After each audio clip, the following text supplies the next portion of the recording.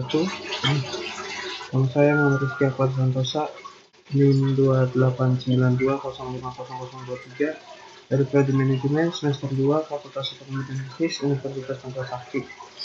Mata kuliah kepajakan 1, dosen pengampu Ibu Iis Dewi Herawati SMK. Di sini saya akan menjelaskan sedikit tentang PPh pasal 21 sesuai Undang-Undang Perpajakan atau PPh, yakni nomor 36/2008 yang merupakan perubahan keempat Undang-Undang PPh nomor 7/1983 tentang pengertian PPh pasal 21 adalah pajak atas penghasilan sehubungan dengan pekerjaan, jasa atau kegiatan dengan nama dan dalam bentuk apapun yang diterima oleh wajib pajak orang pribadi dalam negeri. Penghasilan yang dimaksud di sini berupa gaji, upah, honorarium, tunjangan, dan pembayaran lainnya. Di sini ada ketentuan PPh 21 bagi karyawan dan perusahaan. Seperti penjelasan di atas, maka kewajiban PPh pasal 21 ditujukan pada WP pribadi maupun WP badan atau perusahaan. PPh 21 yang ditujukan kepada WP orang pribadi dalam hal karyawan artinya pajak yang dikenakan terhadap penghasilan atau gaji karyawan tersebut, sehingga karyawan akan menerima gaji yang tidak terpotong PPh 21 setiap bulannya dan hanya punya kewajiban melaporkan surat pemberitahuan atau SPT. Sedangkan pasal 21 yang ditujukan pada WP badan dalam konteks PPh 21 karyawan ini artinya perusahaan sebagai pemotong PPh 21 karyawan memiliki kewajiban membayarkan atau menyetorkan ke kas negara. Adapun komponen dalam perhitungan PPh 21 karyawan yaitu ada tunjangan, biaya jabatan, BPJS Kesehatan, BPJS Ketenagakerjaan. Tunjangan itu ialah sejumlah nilai yang dibayarkan secara rutin oleh perusahaan kepada karyawan setiap bulannya. Ini merupakan di luar gaji pokok.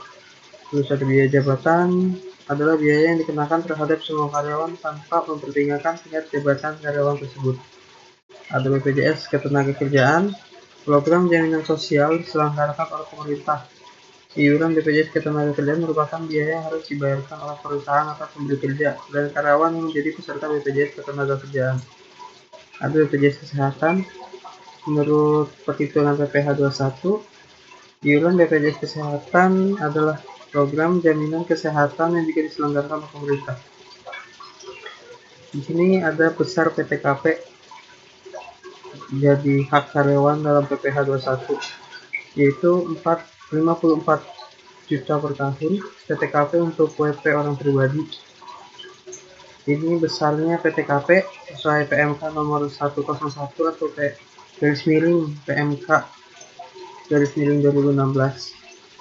Yang nomor 2 itu ada 4.500.000 per tahun tambahan PTKP untuk WP yang menikah atau tanpa tanggungan.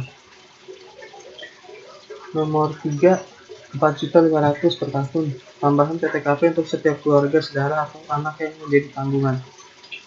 Lalu yang nomor 4 ada 54 juta per tahun PTKP untuk istri yang penghasilannya digabung dengan suami. Di sini kita bisa lihat untuk contoh-contohnya dari PTKP pria atau wanita lajang, PTKP pria atau wanita kawin, ada PTKP suami istri digabungnya.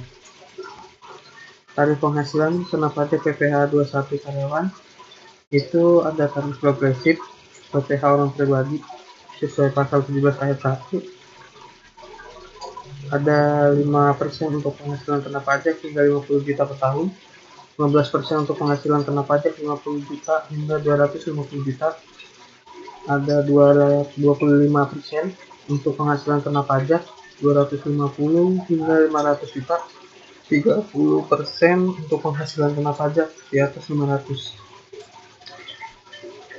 Keempat, presentasi tarif progresif atau PPh orang pribadi tersebut merupakan tarif bagi karyawan yang memiliki nomor NPWP atau nomor pokok wajib pajak.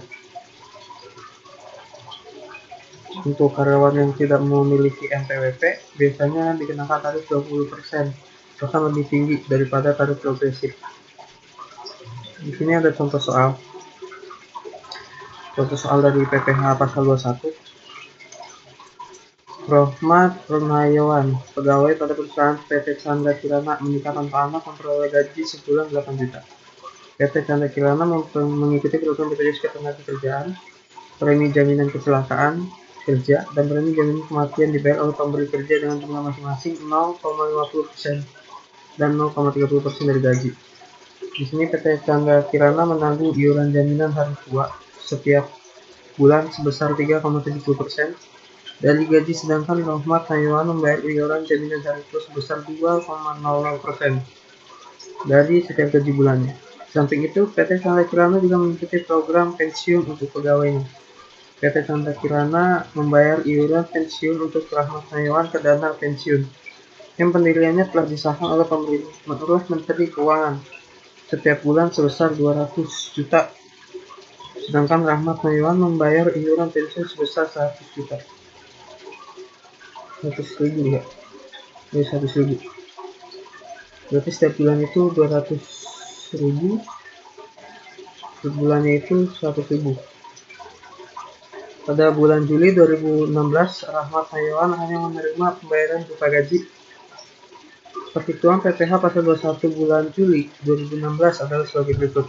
Di sini kita bisa lihat dari gaji, premi jaminan kecelakaan kerja, premi jaminan kematian, sampai totalnya itu 126.288.000.